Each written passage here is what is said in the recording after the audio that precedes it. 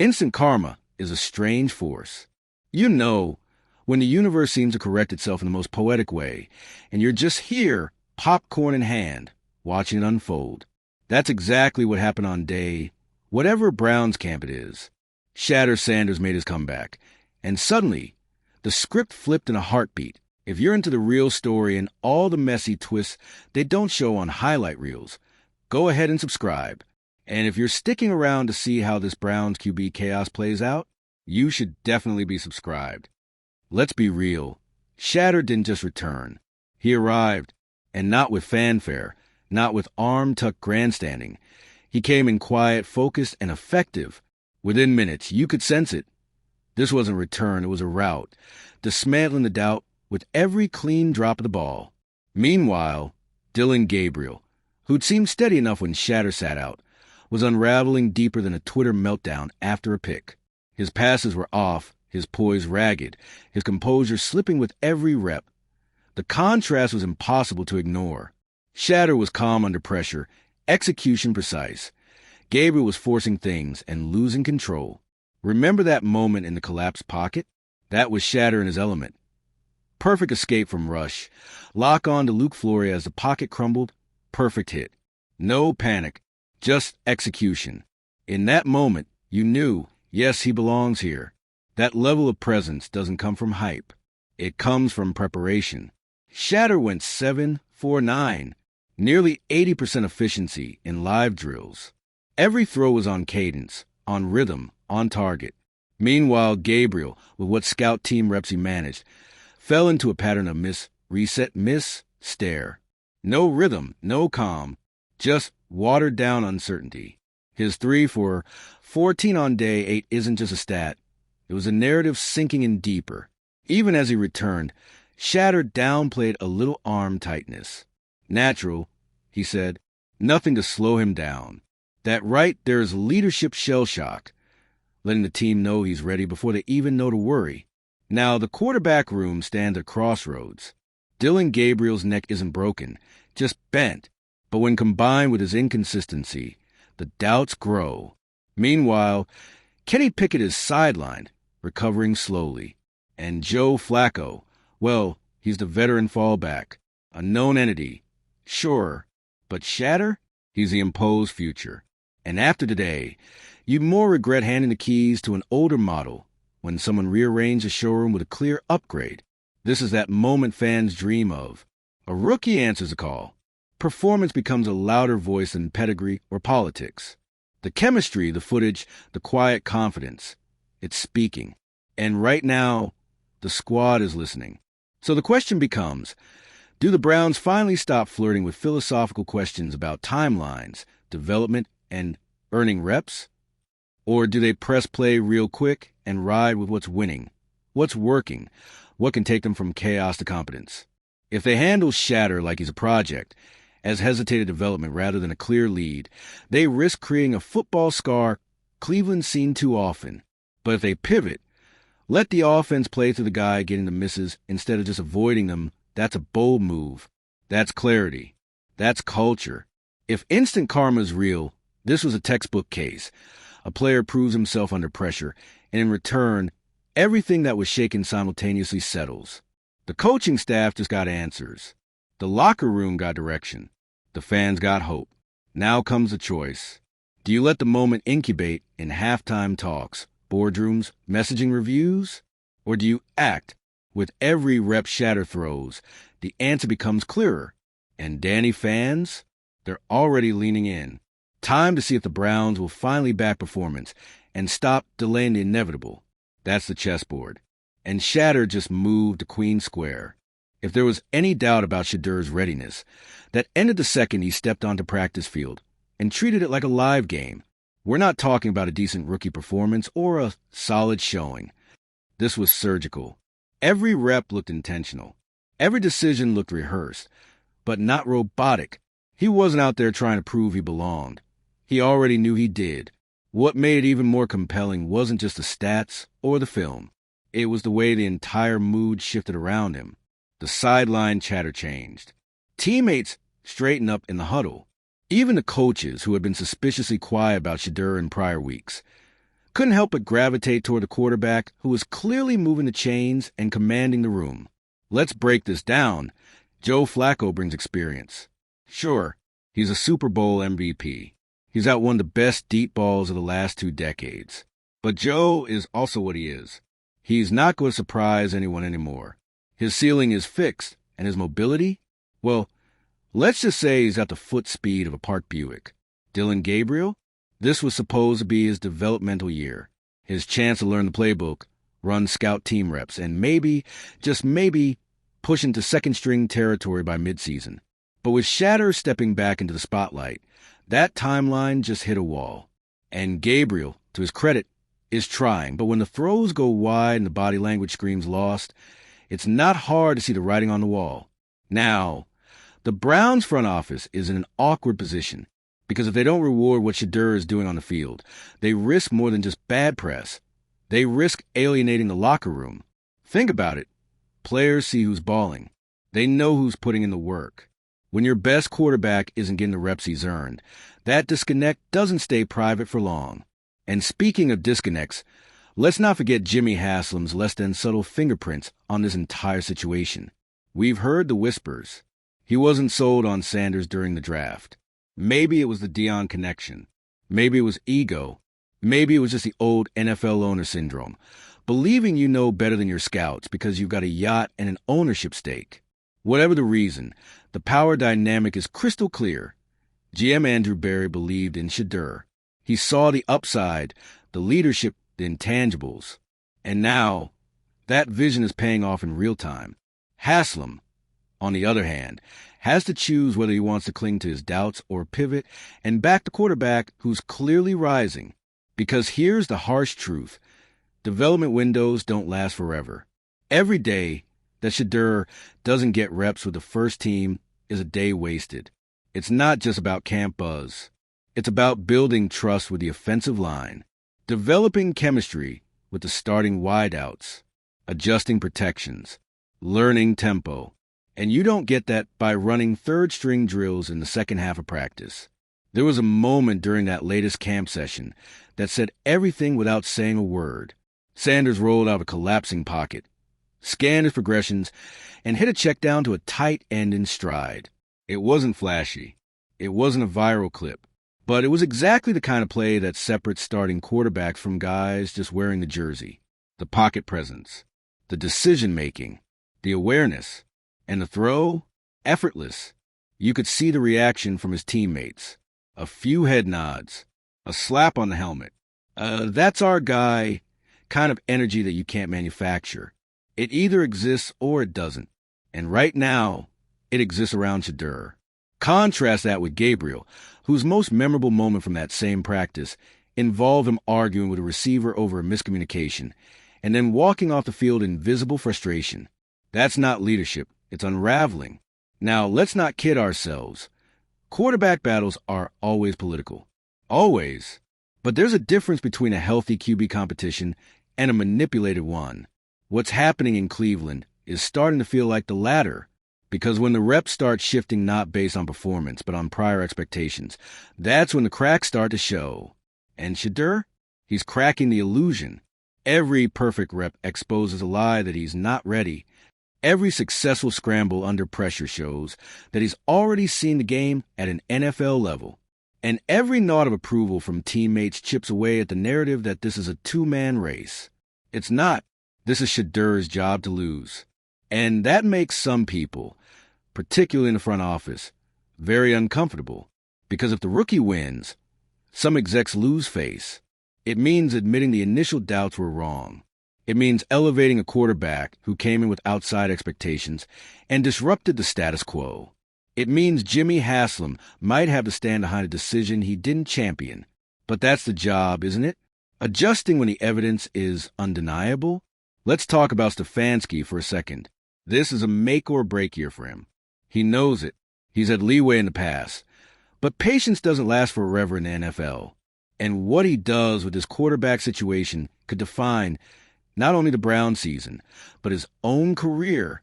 Stick with the old guard, and he risks mediocrity at best, disaster at worst. But take a shot on Shedeur, and the narrative flips. Suddenly, He's the coach with guts, the guy who trusted talent over politics, the leader who saw the future and didn't blink. If that sounds dramatic, that's because it is. This is Cleveland, after all, a franchise that's made a brand out of quarterback failure. They burn through more potential franchise guys than some teams have offensive coordinators. But maybe, just maybe, this time could be different. Because Shedeur isn't just another rookie with a big arm. He's mentally sharp. He's poised. He knows how to handle pressure. Not just in the pocket, but under the microscope. And he's not afraid of competition. He's not ducking interviews. He's not pointing fingers. He's just showing up and showing out. Which raises the next big question. If Shedeur doesn't win this job outright, then what exactly are the Browns doing? Because when your best quarterback isn't starting, when your most composed player isn't being developed, and when your locker room starts quietly questioning the process, that's how dysfunction festers. That's how seasons spiral. And let's not forget the fans in all this. They're watching. They see the reps. They read the body language. They're not fooled. And they've been burned too many times to pretend anymore. If the Browns mess this up, if they waste another young quarterback's prime to protect someone's pride, there will be consequences. Not just boos, not just jersey returns, but a collapse in belief. Because when your fans lose faith in the process, you've lost everything. Shedeur Sanders is ready. The locker room knows it. The film proves it.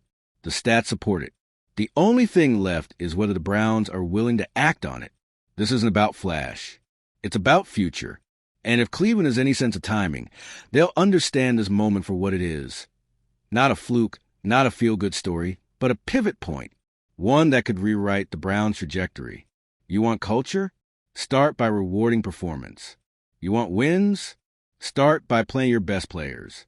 You want a future worth watching? Start with Shedeur. Because here's what Cleveland needs to realize, and fast. Windows like this don't stay open forever. The NFL moves too fast. Teams that hesitate get passed up. Coaches that play it safe get replaced. And rookies with potential get buried, traded, or worse, labeled before they ever get a fair shot. And Shedeur Sanders? He's right on that edge. Not because of his performance. He's exceeding every expectation, but because of how the Browns are managing the narrative around him. Because the minute this becomes about protecting egos instead of maximizing talent, it's already over. Let's take a deeper look at the ripple effect inside that building. It starts in the QB room. When Shedeur walks in, he's not just the rookie. He's starting to feel like the guy. The backup quarterbacks are already noticing. Even veterans like Flacco, who've seen hundreds of next big things come and go, have reportedly started giving him longer looks.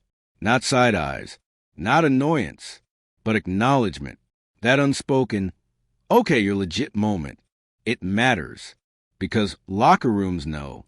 Coaches can hide behind press conferences. Front offices can play dumb. But players don't lie to themselves. Not when their paychecks depend on who's under center. Wide receivers are running crisper routes for Shedeur. Tight ends are staying after practice to go over red zone timing with him. Linebackers talk about how he's reading the field like a vet. This isn't hype. It's earned respect. Even more telling is the shift in the coaching tone. Kevin Stefanski, known for being measured and borderline evasive when asked about QB battles, has been dropping breadcrumbs. Phrases like situational awareness, command of the huddle, and natural leadership are starting to come up, and they're almost always in reference to Sanders. That wouldn't be happening if the plan was to redshirt him for the year. That wouldn't be happening if he wasn't making the decisions on the field look easy. But it's not just about throwing dimes in 7-on-7 drills. Shedeur's real value? It's his composure. You see it when a rep breaks down and he doesn't panic. He resets the formation, claps his hands, and goes again. You see it when a receiver misses his route, and instead of showing frustration, he pulls him aside and explains the spacing. You see it when the blitz comes, and Shedeur adjusts protection without looking over to the sideline for help. That's not just talent. That's quarterbacking. That's rare. So why isn't the decision already made? Well, welcome to Cleveland, where politics matter more than performance, and optics sometimes get in the way of opportunity. We've seen this before. Talented players get stuck behind legacy decisions. Highly paid veterans keep jobs they're no longer winning. Coaching staffs play musical chairs with personnel while claiming it's evaluation. And the longer they wait, the more pressure builds.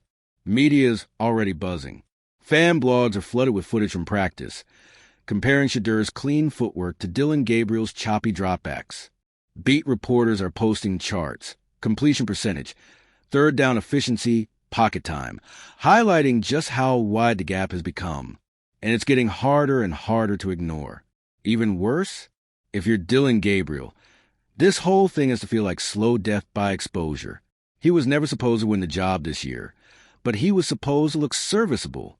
And now, his confidence is shot, his accuracy is dipping, and every missed throw echoes just a little louder. Players are losing faith. The coaching staff is pulling back on his reps, and suddenly the guy who was supposed to quietly learn is the cautionary tale. It's not fair, but it's football. And now, the Browns are staring down the barrel of a decision they never thought they'd have to make this early.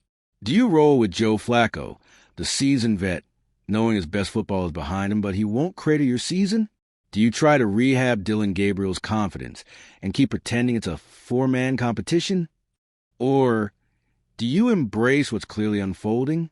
Do you admit that Shedeur Sanders, a rookie with a chip on his shoulder and the film to back it up, is already your best shot at winning? Because here's the truth no one inside the building wants to say out loud. If the Browns want to build something sustainable, something exciting, something modern, they have to stop looking backward. Flacco is your safety net. Gabriel is your development project. But Shedeur might be your future. And that future might be starting now.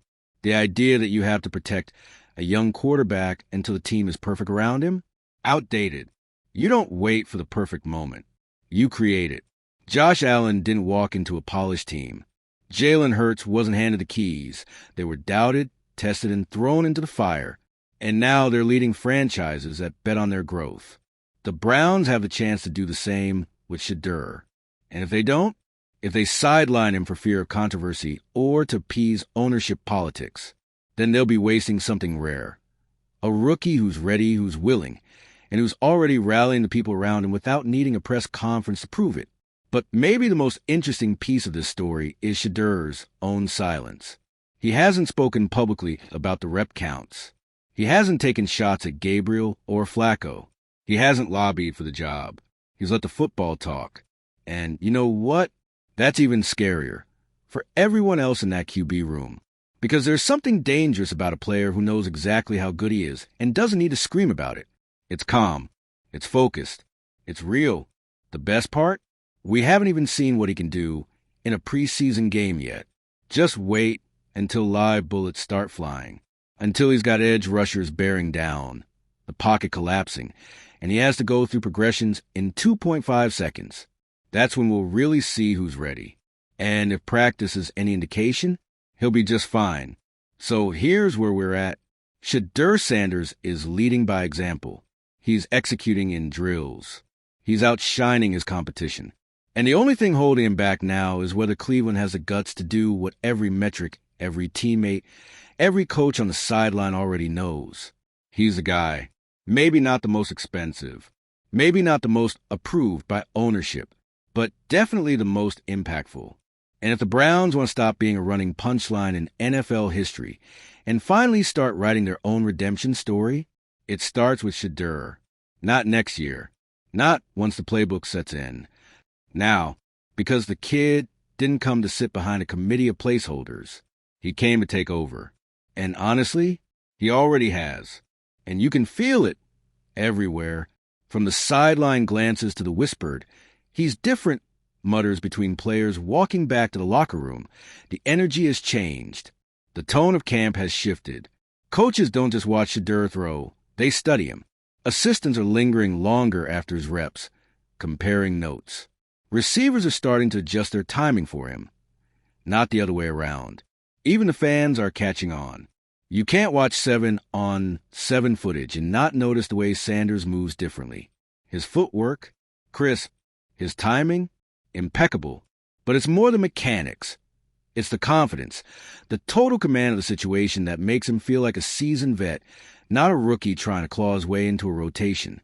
And speaking of that rotation, let's be real, Dillon Gabriel's days as a serious contender are all but over. After his last rough showing, where he went 3 for 14 with 2 near picks, even the most optimistic staffers are starting to look uncomfortable. One receiver was overheard saying he was tired of running routes for no reason. That might sound harsh, but in a hyper-competitive league, that's just reality. Meanwhile, Joe Flacco is Joe Flacco. Smart, stable, capable of managing an offense for short stretches, but absolutely not the future. And that's the difference. Cleveland's looking for a spark, something to finally shake off 2 decades of quarterback purgatory. What Flacco brings is a placeholder. What Shedeur offers, a reset. You have to wonder what's going through Kevin Stefanski's mind right now. The coach is walking a tightrope, torn between giving the rookie a fair shot and navigating the politics of ownership, public pressure, and locker room expectations. But time is running out to keep playing it safe. If Stefanski wants to keep his job and rewrite his own legacy as more than just a coordinator turned head coach, he has to make the bold move. And that means giving Sanders the ball, not just token snaps, not just reps in preseason garbage time. Real opportunities, real plays, real decisions. Because if the Browns don't make this shift now, someone else will. Whether it's an injury, a string of losses, or mounting fan pressure, change is coming. And when it does, all eyes will be on how long it took to make the obvious call. Let's be honest. Cleveland has fumbled bigger opportunities than this before.